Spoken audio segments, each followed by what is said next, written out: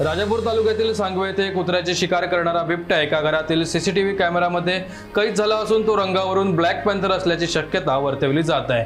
राजापूर तालुक्यामध्ये यापूर्वी 2 वेळा ब्लॅक पॅन्थर आढळलेला असून 1.5-2 वर्षापूर्वी सांगवे नजीकच्या कुवेशी येथे फास्कीमध्ये ब्लॅक पॅन्थर अडकल्याची घटना घडली होती। त्यामुळे सीसीटीव्ही कॅमेऱ्यामध्ये कैद झालेला बिबट्या हा ब्लॅक पॅन्थर असल्याची शक्यता वर्तवली जात आहे। राजापूर तालुक्यामध्ये यापूर्वी डिसेंबर 2013 मध्ये राजापुरातील ओणी येथे विहिरीमध्ये पडलेला आणि 1.5-2 वर्षांपूर्वी कुवेशी येथे फास्कीमध्ये ब्लॅक पॅन्थर अडकल्याची घटना घडली होती।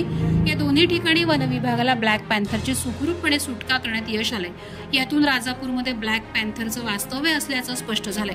अशातच तालुक्यातील सागवे येथे रविवारी रात्री बिबट्याकडून कुत्र्याची शिकार केल्याचा व्हिडिओ सीसीटीव्ही कॅमेऱ्यामध्ये कैद झालाय।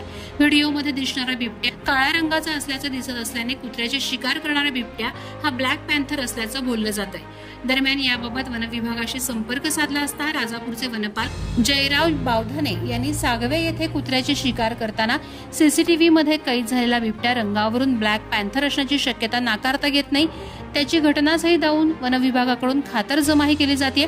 राजापूर तालुक्यामध्ये यापूर्वी 2 वेळा आढळून आलेला असल्याने राजापुरातील ब्लॅक पॅन्थरचं वास्तव्य अधोरेखित होत असल्याची माहिती दिली। प्रहार डिजिटलसाठी नरेंद्र मोहिते, राजापूर।